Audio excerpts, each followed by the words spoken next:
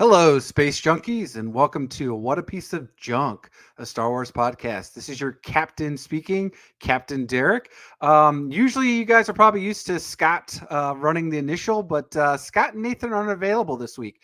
But rather than flying solo, I'm chauffeuring around two famous guys that we couldn't do this without them. I want to welcome them one at a time, so please give up your space junkie applause for Admiral Kyle. Kyle, come on board. How you doing, sir? I am doing good, but you're taking away from me playing my demo of Star Wars Outlaws.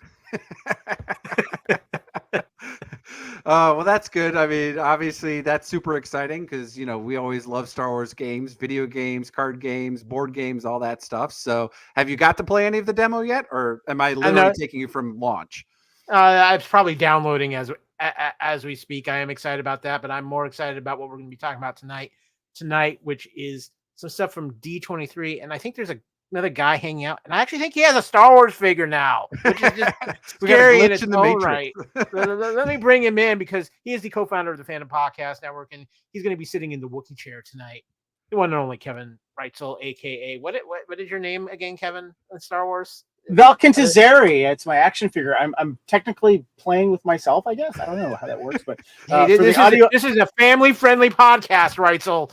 Well, for the audio podcast, you guys see the video of the figure, but yeah, that does sound weird on audio, doesn't it? How you guys doing? Good. All you gotta do is, though, if you damage it, you have to say, "I bet my Wookiee." I bet my Wookiee. That's a good one, yeah. So, but like I said, appreciate you guys hopping on. Like I said, taking place of Scott and Nathan. But as you mentioned, Kyle, right? D23 just finished wrapping up this weekend as we're recording on August 11th today. Some super exciting news to talk about Star Wars, and just didn't want to wait 2 or 3 weeks before Scott and Nathan and myself are able to, due to travel and all that stuff we got going on, busy schedules, to record and talk about this. So yeah, appreciate you guys hopping in. Like I said, I don't mind flying in the drunken Gungan and let you guys kick back and enjoy a little bit, and let's talk some D23. I just want to say that I have already listened to at least 3 podcasts about D23 where the people went out into their car afterwards and recorded it on their phones because they wanted to talk about it as soon as they got out. But yeah, Derrick, we got a lot of interesting things happening. D23, which of course is the Disney Fan Expo, held every 2 years. Usually a lot of pretty big announcements drop. And obviously Disney didn't really they let Marvel kind of steal this show at Comic-Con, but D23 is kind of across the board, and there was all kinds of announcements as far as Disney goes, as far as Marvel goes, and we'll be talking about those on some of the other shows here on the Fandom Podcast Network. So we're focusing on the Star Wars section, and they announced across the board. We have show news, we have movie news, we have ride news. So it's all kinds of interesting things. But one of the first things that they came out with was the adventures are just beginning for the Mandalorian and Grogu, because of course we have the movie coming, but Dave Filoni took the stage during the Disney's Experience Showcase to announce a new Mandalorian element heading to Millennium Falcon Smuggler's Run, a playable update that will bring Din Djarin and Grogu to the interactive ride at Disney parks inside Star Wars Galaxy's Edge. This is kind of, I feel like, a little bit of a nod to Star Tours, who is always constantly updating itself with different playable things. I find this very intriguing for a couple of reasons, guys. And Kevin, I'm actually really interested in your take on this, because we've had this discussion on Culture Clash before. One of the problems with Galaxy's Edge is they kind of unintentionally time lock themselves. And now they're trying to wiggle some stuff in with the Mandalorian and Grogu here into Smuggler's Run. How are we feeling about this? Is this just capitalizing obviously on Mando and Grogu, but is there some way that they're trying to maybe unlock Galaxy's Edge a little bit here? Yeah, when they originally designed it, of course, they kind of painted themselves into a corner of what they were going to talk about, with just mostly being, sequels, trilogy stuff and First Order stuff. But they're very clever about kind of moving stuff around, and kind of, we've seen some of the characters walking around with some, doing some pictures, and you always see Chewie there, of course, because Chewie is kind of one of those legacy characters that obviously has survived. Covers all the trilogy. Yeah, basically. But what's interesting about this is the Millennium Falcon ride, for people that don't know or maybe not have been on it. Correct, Kyle? Yeah, this is the Millennium Falcon ride, which is interactive. You're kind of playing a game. You're piloting it. You're shooting. Well, you have a gunner. You have like a 4-man crew, basically. So here's the interesting thing about that is when you go through the ride itself, and I think you know what I'm talking about, Derrick, because you've been on that, right? Yep. Okay, so you've got Hondo and Naka basically kind of introducing you in the line, and then you're basically working for him, and you're doing this thing. So just like the Star Tour rides, I always thought it would have been kind of cool to see other rides and adventures while you're on the Falcon, and I think this is a smart thing to do, because we have not seen the Falcon be introduced in the Mandoverse era. And I like the idea that this is something that is now another option for them to do, which I think is good, because if you're going to keep kind of updating the Star Tour rides, it makes Star Tours fresh too. And the one thing about the Millennium Falcon ride is that, you are obviously in the simulator thing, and they want to kind of keep that fresh. And I like that idea. And it actually makes me really excited, because the Falcon ride is a lot of fun, especially since you feel like you're walking through the Falcon, and there's some great picture opportunities. Yeah. Now, Derrick, I know you've been to Galaxy's Edge too. And of the two main rides that focus on Galaxy's Edge, this one, Smuggler's Run, is actually the one of the two that actually has a little flexibility to do something like this. The Rise of the Resistance ride is pretty much locked into what it is. Yeah, unless if you can wheel out the difference between like 100 First Order troopers, and then wheel out a bunch of 100 stormtroopers, and then wheel out 100 clone troopers, you're pretty much stuck, with the main entrance as you walk into that, right? So spoilers for those that haven't been on it, but there's, it's been out long enough now at this point. So yeah. So what do you think? Do you think this is a good idea for Smuggler's Run? Yeah, I mean, obviously, we've all talked about it too, right? When they first even announced that they were doing Star Wars Galaxy's Edge, that they were focusing on this, off-world called Batu. They wrote, a couple of stories specifically talking about some of these characters that they were introducing. And we've talked about it numerous times over the years too, on just what a piece of junk.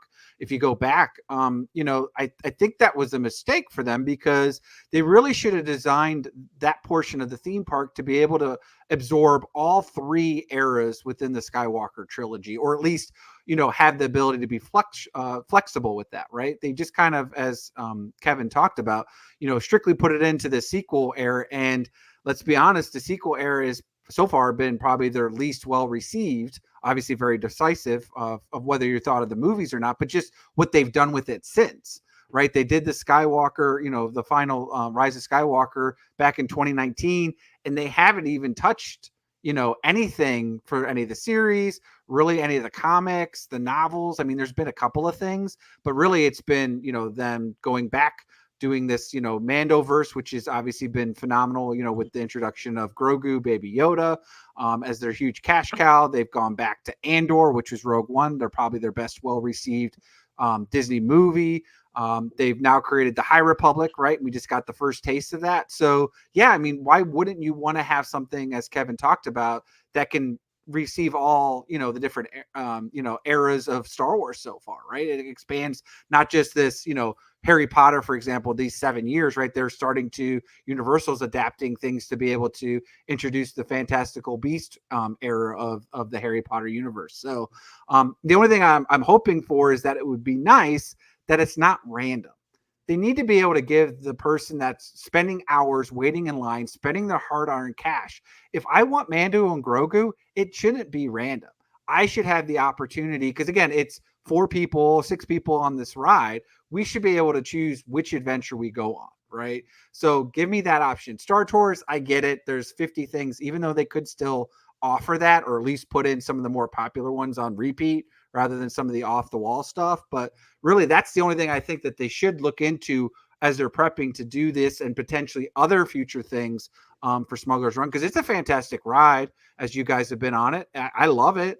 But if I want to do something different, I want to go and stand in line for 2 hours to go on this ride, and I haven't experienced the Mando and Grogu adventure, that's what I want to do. So give me that option. I think all very good points. A couple other little just interesting side notes too, with announcements from this section. They did go into a little bit of the Disney video game area too. Obviously, Star Wars Outlaws, which comes out August 30th, is getting a lot of play. But they had a little Fortnite announcement too. They're coming out with skins for IG-11 and Moff Gideon, and a wearable add-on that is designed to look like Grogu in his backpack. So that's kind of fun as well. But another big aspect of D23 is the Disney honors, where Disney every time they have one, they honor somebody who's been big contributors to Disney over the years. Well, there's some very heavy Star Wars influence in this year's selection of Disney honors, because Harrison Ford himself was given a Disney Legends honoree, which closed out the D23 festivities, but also receiving D23 Disney Legends credentials were John Williams and Frank Oz. So Disney really gave a lot of love to some very important people in Star Wars. Besides, well deserved. Yeah. So the Disney Ring of Honor, I guess you could say, right? Jones. Yeah. Of course, they were inducted the same year. Apparently, Miley Cyrus was given Disney Legends, but that doesn't matter. They are incredibly well deserved, and I wanted to make sure we got that out there because, especially, I mean, obviously all three of them. But hey, Kyle, just so you know, Miley Cyrus had a huge hit. Hannah Montana. Hannah Montana brought them a lot of money. Yeah. She brought them a lot of money. But one of the other big things that came out too was the news about Andor, and apparently there was a private that hasn't managed to leak out on the internet, unlike like everything that was Marvel at D23 that's managed to leak out. Are you talking about the phone cameras that are like down in someone's lap that are like looking over people's heads? Apparently they did have the dark side scramblers in there, because nobody has seen the Andor footage, but there is some interesting things coming up for Andor as well, including the confirmed that Orson Krennic and K2SO will be returning for season 2 of Andor, which means more Alan Tudyk, which I am very excited about. Filming is just about done on Andor season 2, and it will be out in 2025. Again, it will be very much like Andor season 1, where it has story arcs throughout the season, but there will be a year time jump between each story arc as well. So whereas maybe it was only a few months in Andor season 1, we are getting a full year time jump between each story arc. Diego Luna came on stage to talk about Andor and just thank the fans for their amazing support of Andor season 1. And I think if you talk to most people, Andor's probably the best thing they've done for Star Wars in their minds, and since Disney may have even taken over in some people's things. I'm incredibly excited for Andor season 2, Derrick, and it's great to hear that K2SO and Krennic are going to be part of season 2 as well. That we're going to see more familiar faces from Rogue One. How are you feeling about these announcements for Andor season 2? Well, I've been pretty vocal that I think Andor has probably been, to your point, the best thing Star Wars, other than Rogue One, that Disney's done, right? As a collective group, Rogue One and Andor together, right? It's all Tony Gilroy, let's be honest. As his writing and what he's came into to support that. And it's just phenomenal, filmmaking and the TV series. And what's beautiful thing about it is that there's no Force, no Jedi, other than that little bit of, there you go, perfect. And is that the official one, or was that the bootleg one you had to get? No, this is the Blu-ray official nice. Release of Andor, the complete first season, right here, Steelbook. Nice. Yeah. So beautiful cover.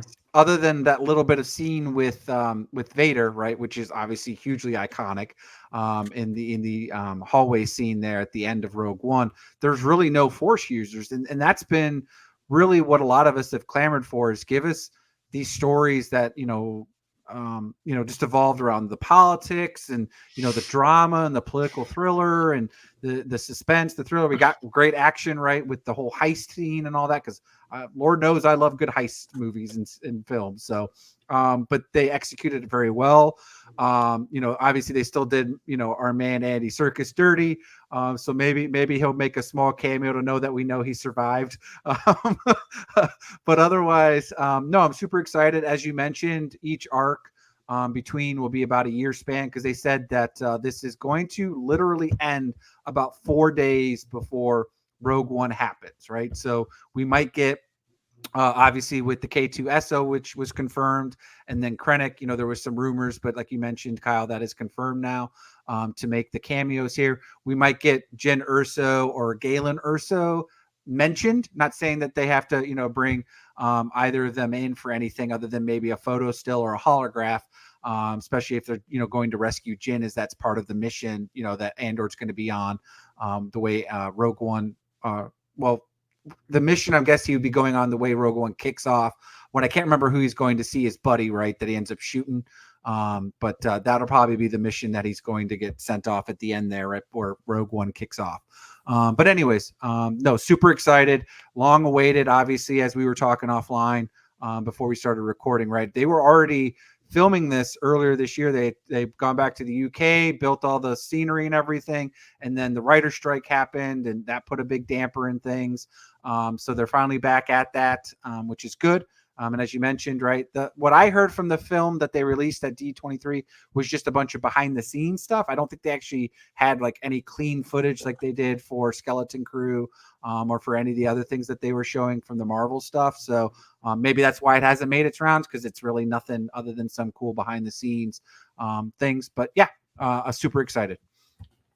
Kevin, I believe Mothma is also confirmed to return for season 2 of Andor as well. So yeah, I my excitement level's off the charts for Andor season 2, probably more than any other Star Wars project right now. Where are you at, and what do you think of the news that they've confirmed? When it comes to Disney TV series for Star Wars, this is what I'm most excited about, because that first season of Andor, with the character development, as you mentioned, Mon Mothma basically playing two sides of the coin here and trying to, show face of who she's pretending to be, but then behind the scenes show who she really is great. But Ben Mendelsohn as Krennic is one of my favorite characters of Disney era Star Wars, and one of the best in general. I can't wait to see his rise to power, or starting the early Death Star stuff, because this is basically his project until Grand Moff Tarkin was like, yeah, it's mine now. And it's funny too, Kyle, because we were talking about Ready Player One recently with also Ernest Cline's Armada. And every time I now listen to the audiobook for Ready Player One, Sorrento, of course, is Ben Mendelsohn's character. He plays the villain in that, and I just see Ben Mendelsohn, all that, and so I'm really looking forward to his portrayal as a guy who's up in the rise in the Empire in this, and also too K2SO. We're going to see how he's liberated as well. That'd be kind of cool. I'm looking forward to that. But just Tony Gilroy doing his thing, and I like the format, as you mentioned, Kyle, how there's going to be these time jumps.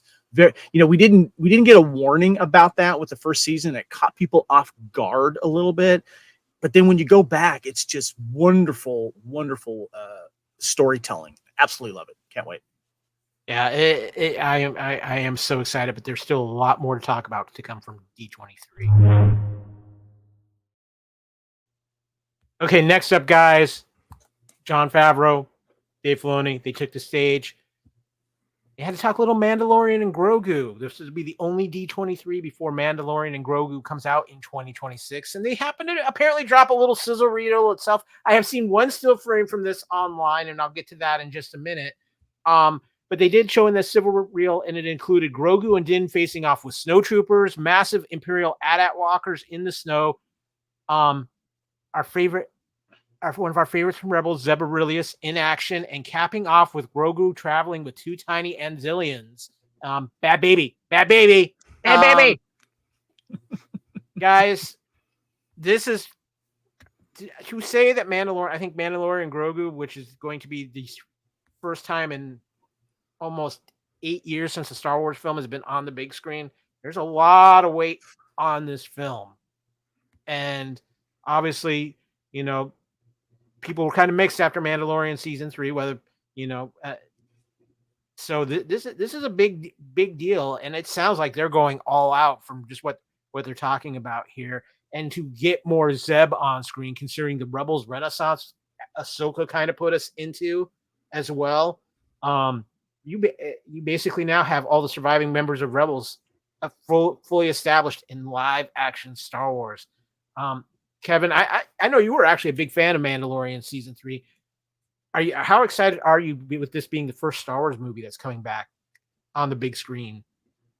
Of all the Star Wars announcements, it's getting a darn Star Wars movie on the big screen has been my biggest want. You know, it's been too long, and with all of the mentions and then cancels and nope, this isn't working, or this director isn't working, or this writer isn't working. You know, let's do this.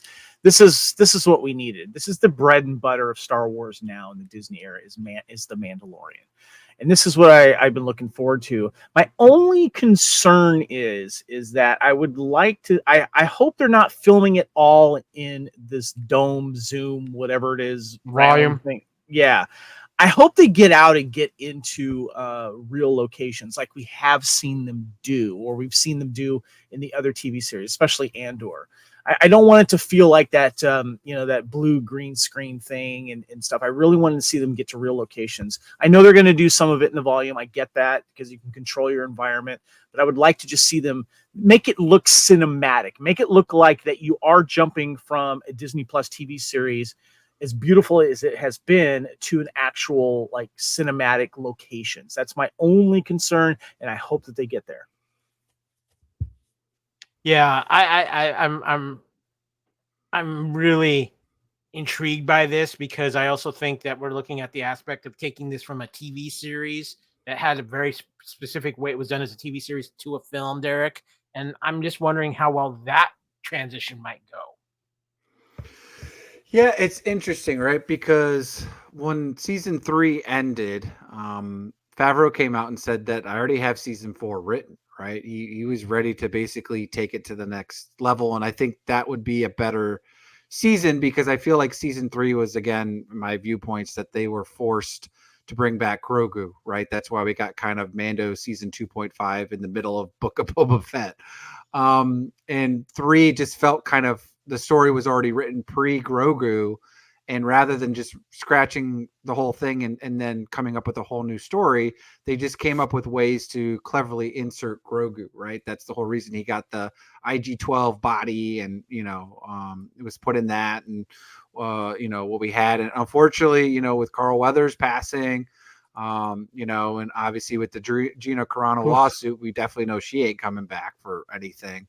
Obviously super excited, as you mentioned earlier, with, we had the cameo of finally Zeb Aurelius from Rebels, right? Obviously I'm a huge Rebels fan. Ahsoka was okay. It was fun. Really want more of a live action Clone Wars than anything from what that came out with. No, I mean, Kevin brought up some good points, right? I mean, my biggest thing is, I mean, great. Okay. But until I actually am sitting in the theater watching it, I really don't have any hopes for it. Now, granted, I mean, it's Baby Yoda. They're going to make this movie because, let's be honest, they'd be silly not to, right?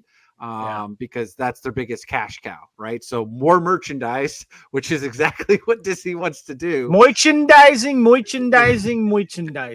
But the point is, though, is I'm disappointed that they're just going to keep Baby Yoda.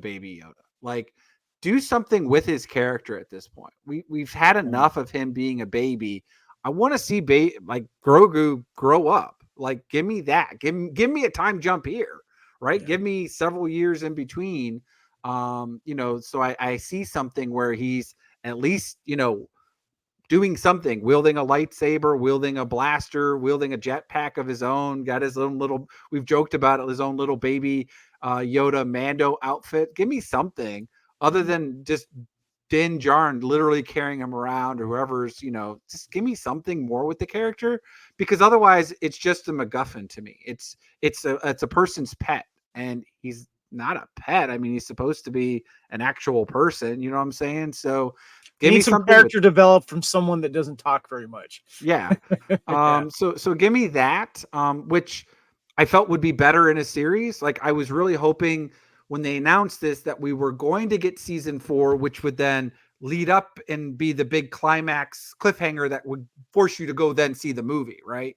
That would have been what I would have preferred, because I would have preferred the way they ended season 3. I was super excited because I was like, okay, they, Mando's got his little hut. He's got Grogu. He's going to go back to what I loved about this, where they're just going to do these, off-world bounty hunter type deal, fun shenanigan stuff. And we're not going to have this huge overarching thing. Like, that's Ahsoka now, right? That's where they're doing all this Ahsoka stuff and the heir to the Empire. And Mando's just going to be Mando.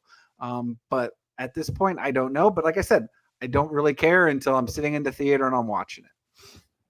I think those are all very fair points here. I mean, obviously, the Mandalorian, and of course Grogu, Baby Yoda are the biggest merchandising things for Star Wars right now, and I think also the most important aspect of Star Wars right now as far as bringing in fans. So it's gonna be interesting to see how this plays out. I trust Dave Filoni. I trust Jon Favreau. I think it's going to be fun. I can't wait till we get that first official trailer drop and we can really see what's going on.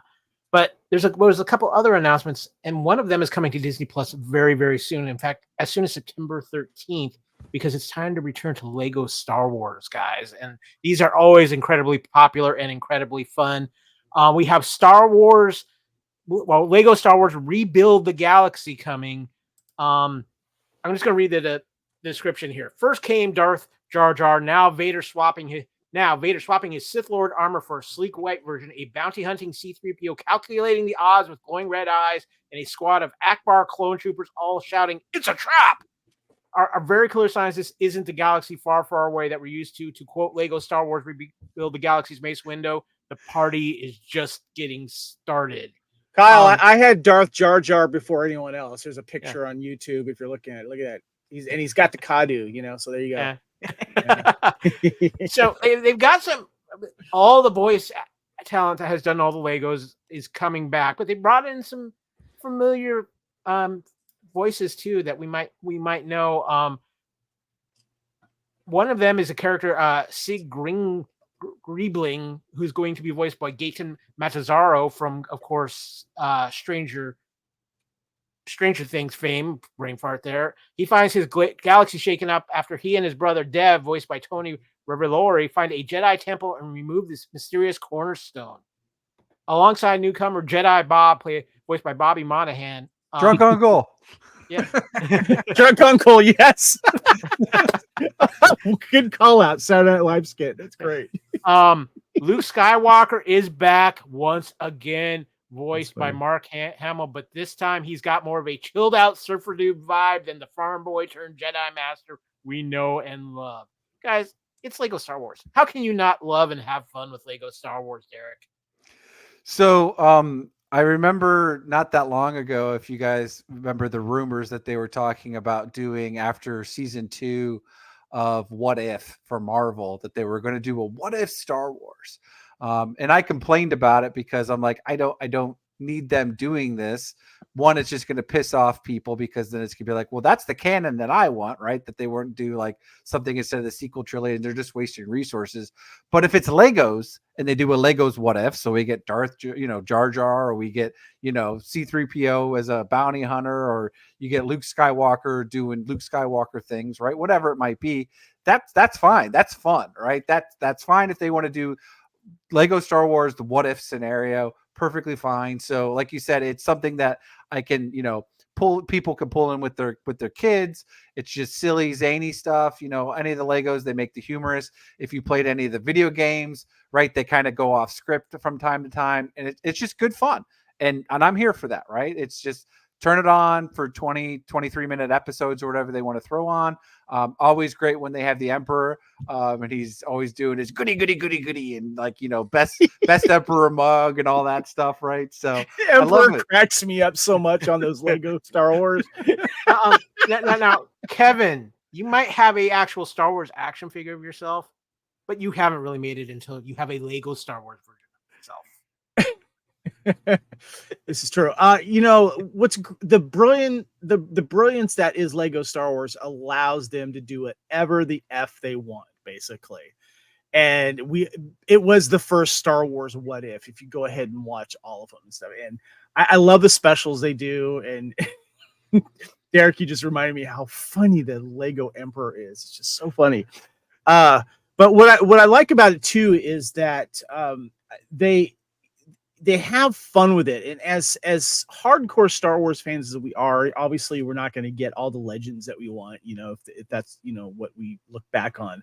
But I feel like they kind of like dance around that a little bit and show what if versions of that. And that's why as Star Wars fans, we love Lego, and whether it's Darth Jar Jar, and you know, like you mentioned, the Bobby Moynihan character. I heard a interview with him about the character, and you know, he's like, it's just basically like the old Jedi. Like, I'm kind of done here, and I have to babysit who, and you know, so I think that's going to be a fun character to watch as well. And there is a huge nostalgia with Star Wars Legos for me.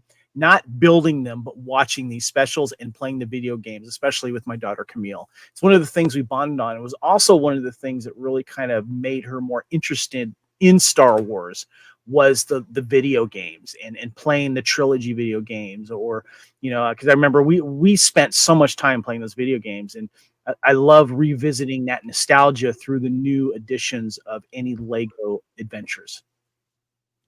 Lego Star Wars is just so much fun. I love playing Lego Star Wars Saga on my PlayStation, and just the craziness they have with it. And I cannot wait for this. This is going to be fun. Bring me on Lego all day long for Star Wars. But guys, there was one more big thing that came out of D23.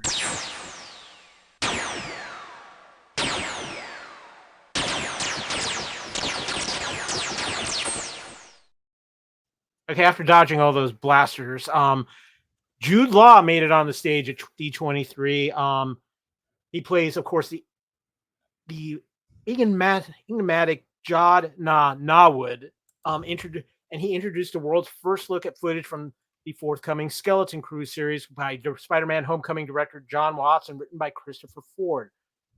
Basically, following the adventures of four kids, Wim, Fern, KB, and Neil, the trailer gave us a glimpse at a mysterious discovery and the journey ahead as the foursome are hurled into a strange and dangerous galaxy. I fell in love with Star Wars when I was 10, a 10-year-old boy, Law told the audience. And what I love most about this series is it's told through the perspective of the kids. It means a great deal for me to be a part of the Star Wars galaxy. Now, guys, this has actually had an official trailer drop online. I've watched it. I have thoughts. I'm hoping. I have hopes, but there's some things in here that I'm like, I don't know if I'm ready for Star Wars Suburbia there, Derrick. Yeah, as we were kind of joking offline before we started recording on that too. Hold on. Did you see the and this meme never gets old now with the Rise of Skywalker, Poe and Finn thing? Like, they have suburbs now. They have suburbs now. Yeah, I mean, that was probably, to be fair, was probably the only thing that off-put me just a little bit. Not that they were doing schools or not, because obviously we got that already in Mandalorian season 2, right? When they have been rebuilding Navarro, and with obviously the running gag of, you know, again, rest in peace, Carl Weathers, with, you know, Grand, Pooh Chief Karga, and all the funniness that was coming along with his characters. He kept getting bigger titles and bigger wardrobes and stuff like that. You know, we kind of got that feel with it. And if you even take a look at like the way Mos Eisley is built and the way the Tatooines are, if they didn't have desert, it was more, you know, greener grass and trees, it probably would look pretty close to a suburban area of current world, like if you think about it. So yeah, it's a little too polished for, again, me and my thoughts of Star Wars, especially since, let's be honest, Star Wars is never in a point when they're not in some type of war, right? I mean, other than being in the title, but there's always some war going on. But again, we don't know this planet. Obviously, depending on the timeline, because they've kind of gone back and forth when this is supposed to take place. If this is truly going to take place in Mandoverse, or if this is going to take place prior, like kind of Rogue One-ish, where, or even just post prequel trilogy where Jedi are on the run. Isn't it? I thought it was in the Mandoverse. That's what I was hearing. That's what it's supposed to be. But again, I you know, they keep saying that, but it's just kind of like, well, again, why would a Jedi need to be on the run and all this secrecy True. and all that stuff? So, Yeah. but again, you're probably right, Kevin. I mean, that's what they feel like they're leaning it to, because again, they can. The big baddie was supposed to be the seaweed guy from Mando season 3 that they said, because obviously he Seaweed survived. guy. Yeah. King Algae, whatever his name is. But no, the idea here is that once you get past that little part, which hopefully is just kind of like the first episode or two, and then they get into all the fun stuff, which is looking like exactly what we thought it would be, you know, Star Wars a la Goonies, a la Stranger Things. And I'm here for that, because, you know, when you could take different genres of stuff, and just stick to it, though. Don't be diverse and not understand what you are, because this is what we talked about in the Acolyte, right? Like, if stick to one genre and make your episodes all the same with that, and tell a complete story that way. Because like the episode of the Acolyte where it's a, you know, slasher in the woods, I really enjoyed that, right? Like, I'm cool with them doing those types of different genres in the Star Wars universe. So pick Goonies, pick Stranger Things, pick, you know, kids adventure, becoming of age, whatever you want to do, whimsical stuff, and stick to it, and with a good story. I'm all for it, because like I said, once you get past that first 20 seconds of the trailer, the other minute and 40 of it looks great. So I'm so mixed on this. Everything I'm hearing too, Kevin, I agree with you. It's supposed to be taking place during the Mando timeline, and actually will tie into it, whatever the big conclusion Filoni is building towards as well. There is another great meme out there that the skeleton from that played One-Eye Willie in the Goonies has done well in his career now, and it's good that people are still happy he's getting jobs, because they have a picture of the skeleton that you see in the trailer from this, and a picture of the skeleton of One-Eyed Willie right next to each other, and they're almost in the exact same position. But Kevin, what did you think of this trailer, and what is your anticipation after now seeing this trailer for Skeleton? When I first saw it, I think you actually tagged me in the Twitter video of it, and I'm on my phone trying to watch this thing, and I'm going, I can't watch this on my phone. I gotta watch it on the big TV. So I paused it and I waited until I got home to watch it, and I'm glad I did, because it's a better experience when you do it on a bigger screen. So I was just like, okay, this is interesting. It's got kind of a Goonies vibe, and I hope that's the vibe they're going for. And as Derrick said, as long as it's good storytelling, but you also really have to like the young kids, and I hope that we do like them right away, because in Stranger Things, boom, you're liking these kids right away. Goonies, you're liking these kids. There's other shows and movies where you're like, you know, these kids are a little too annoying, blah blah blah. And I am curious to see how they are showing this other side of Star Wars. You know, yeah, we kind of poked fun at the suburbs thing, but you know, I want to kind of see that. I want to see world building in Star Wars, and you know, like the classroom style thing. We've seen the Jedi younglings training thing. We've seen the thing in Mando. Let's kind of see what it's like elsewhere, where these kids have to kind of learn about things and what's going on, and what are they using? What is their tech? You know, their version of the bikes. You know, like the kids in ET and stuff like that. So.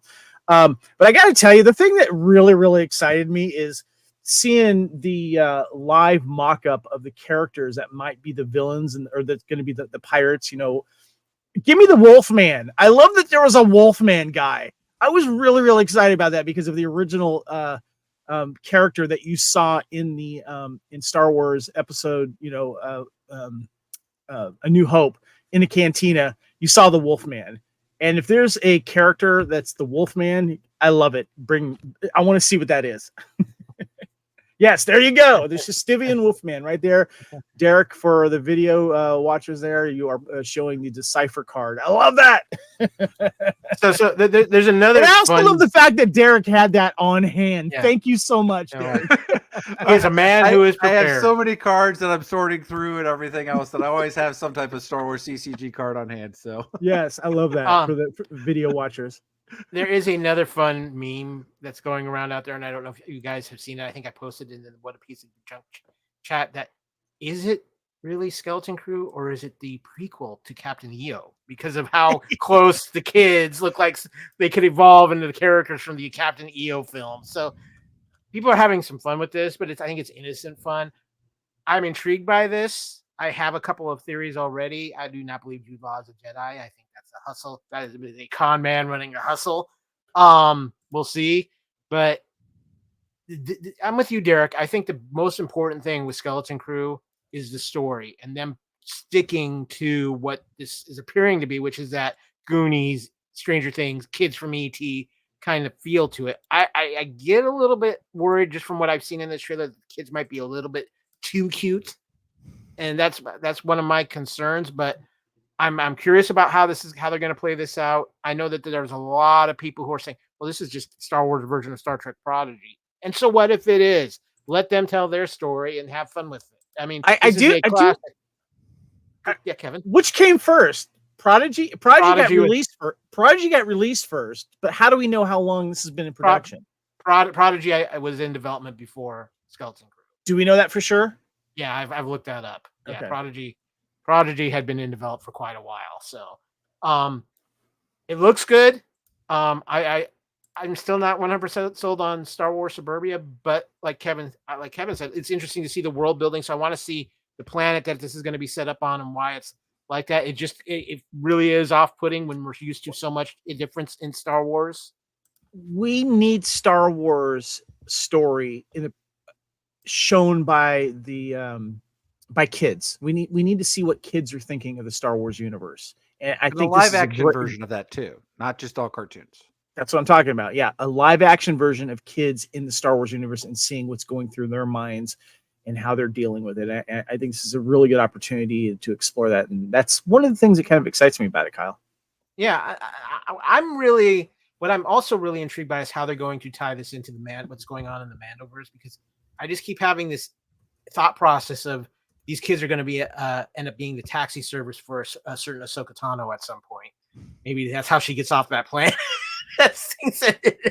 Season 1 of Ahsoka. Who knows? But it looks fun. I'm not going to say it's huge announcements coming out of D23 for Star Wars, because especially when you compare to what you've seen from Marvel and even some of the regular Disney announcements that came out. I mean, just to throw out a few, that there you had the Daredevil Born Again trailer, you had Tron Ares news, you had the new Captain America trailer, you had several other announcements on the Disney side, a live action Lilo and Stitch, Moana 2, live action Snow White. So a lot of things coming out of D23. But I think this was the best way for Star Wars to be handled right now. Let's be honest, it's been a bumpy road for Star Wars the last few years.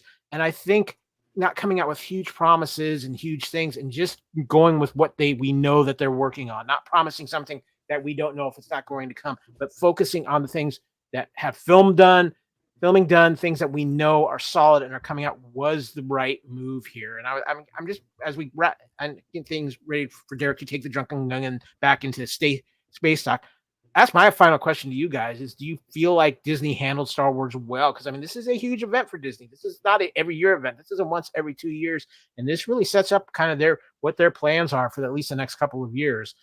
Kevin, what did you think? Are you saying did they handle it well during this presentation or over the last Disney era years? But this presentation, as far as not talking about things that were kind of rumored about, like the Rey movie and the James Mangold film, things we have very little information about, focusing on things that they actually have a lot of information about. Yeah, I mean, that's really the Rey movie, we have no idea. The Mangold thing, we have no idea. It's just announcements, and that they're working on. And then of course you got this project with Sean Levy, who did the Deadpool and Wolverine thing, and he's been asked about that recently during his promotional tour promoting Deadpool and Wolverine, and he can't say anything about it. But I'm glad they kind of concentrated on what they do have and what they are working on. And I thought, getting that information out, getting those visuals, whether it's the imagery or the videos or behind the scene, is very, very important. But it's like I guess they're saying they're going to have 3 movies within 2 years, and I'm very curious about that, with Mando and Mandalorian Grogu being first. I'm apprehensive, Kyle, when it comes to the movies, because we've been promised so much, and then the rug's been pulled out. And including some of the TV series and stuff. And it's really tough, because as far as I know, Andor is the only thing that we have next year coming out in Star Wars for 2025. Am I right on that? Correct. The only thing that's coming out. Yeah, What? 2025 as it stands right now, the only Star Wars thing that is guaranteed is Andor season.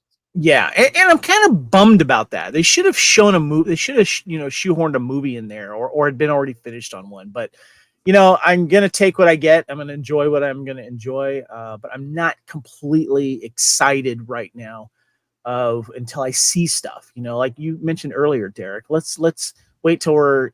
It's easy to say I'm gonna wait till I'm in the theater to really get excited about it. But once we get an official trailer and a release date, then I'll get excited about something.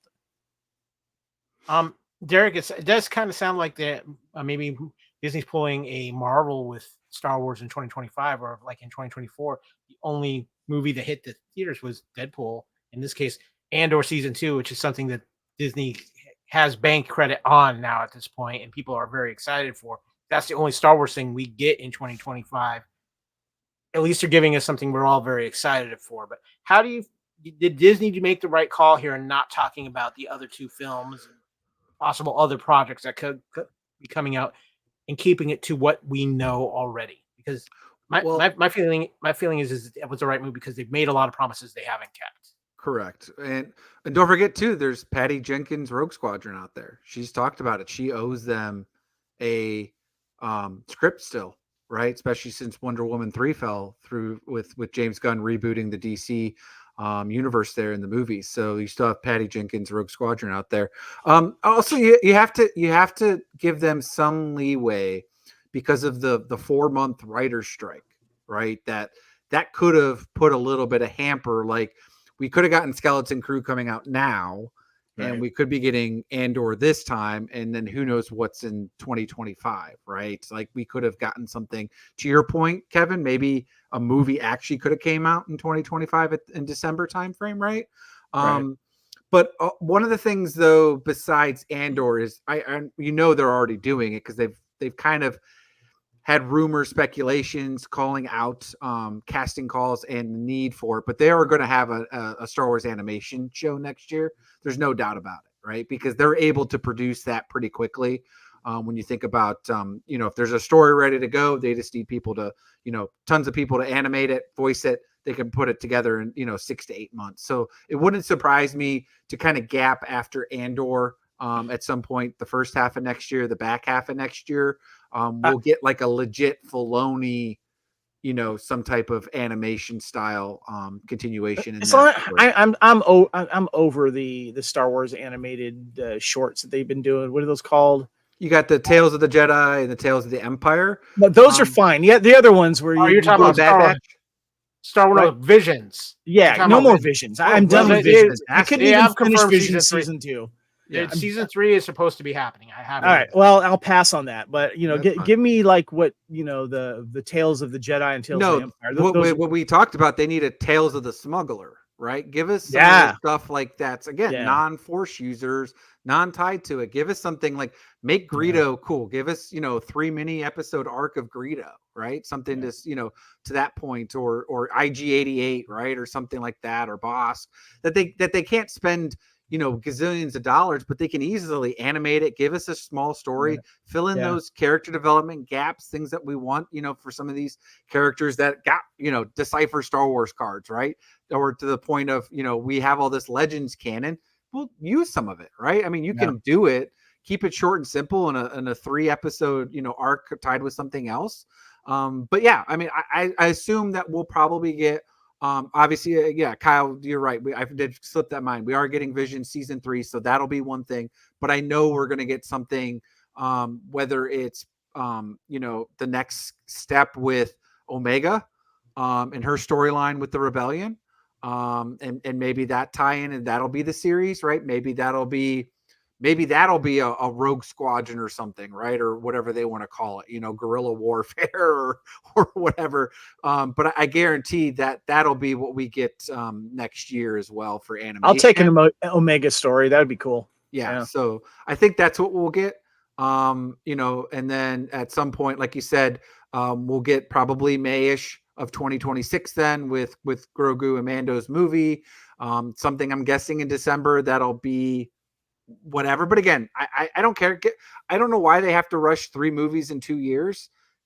I'd rather them just give me a movie once a year or even a movie every 2 years, make it really darn good. So that makes me want to go spend the money and be excited for Star Wars on the big screen.